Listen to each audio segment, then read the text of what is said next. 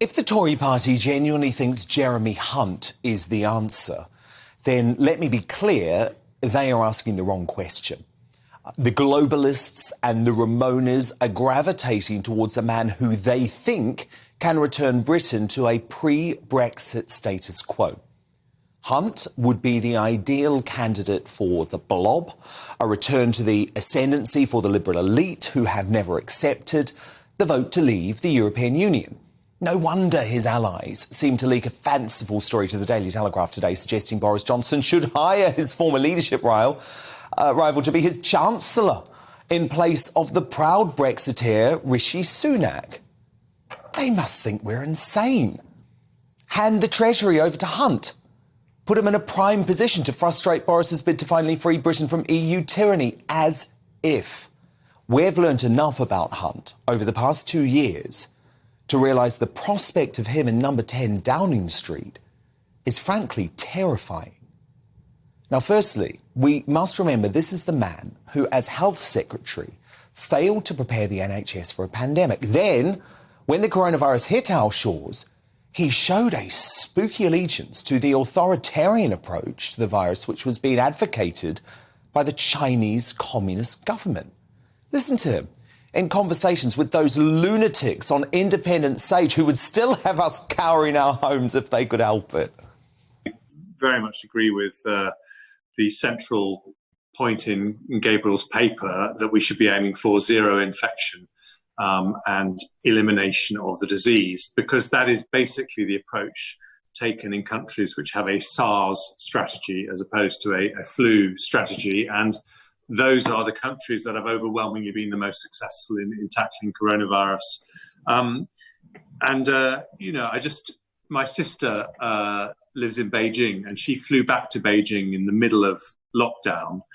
And just to give you an idea of the contrast, she was escorted from the airport in Beijing to her home by Ministry of Health officials, and then put into her home for 2 weeks quarantine. The door was sealed, and she had a police car sitting outside her house periodically. And I'm not saying we go that far in this country, but I just think it's an indication of how serious they are in the countries that have had to deal with SARS about stopping at the root every possible source of infection.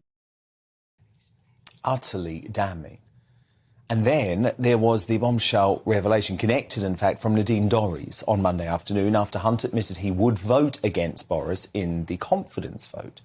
The Culture Secretary tweeted, "On the afternoon of the 23rd of July 2020, when I was Health Minister, you telephoned me to tell me that we had to handle the pandemic following the example set by the East China, that people testing positive, should be removed from their homes and placed into isolation hotels for 2 weeks. You said your wife's family had experience of this during SARS. I said that British people would never tolerate being removed from their homes and loved ones, at which point you demanded I show you the evidence for that. Your handling of the pandemic would have been a disaster. Your pandemic preparation during 6 years as Health Secretary was found wanting and inadequate. Your duplicity right now in destabilising the party and country to serve your own personal ambition more so. You told others that the PM and government would swiftly collapse on back of Brexit and you would swoop in. You told me as much in Victoria Street after the general election. If you had been leader, you would have been handed the keys of number 10 to Corbyn. You've been wrong about almost everything. You were wrong again now." That's Nadine Dorries.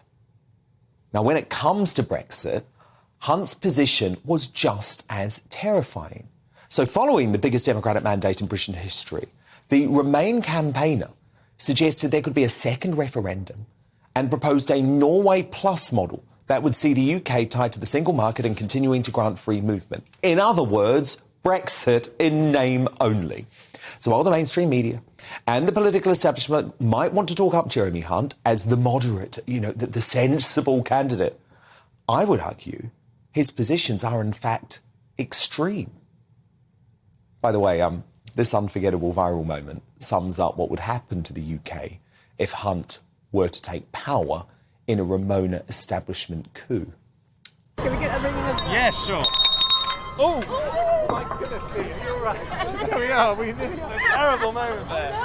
Health and safety, are you okay? Right, okay, there we are. Disaster averted. There are so many metaphors there.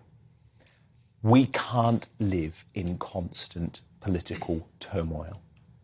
The Westminster psychodrama over Boris Johnson has to end, or this country will be handed over to the nightmare of a Labour, Lib Dem, SNP, Green coalition from hell. And by the way, if the alternative to Boris is a COVID authoritarian who wanted to physically remove Brits from their own homes and lock them up in a government facility simply for testing positive for COVID, then it's absolutely a case of better the devil you know.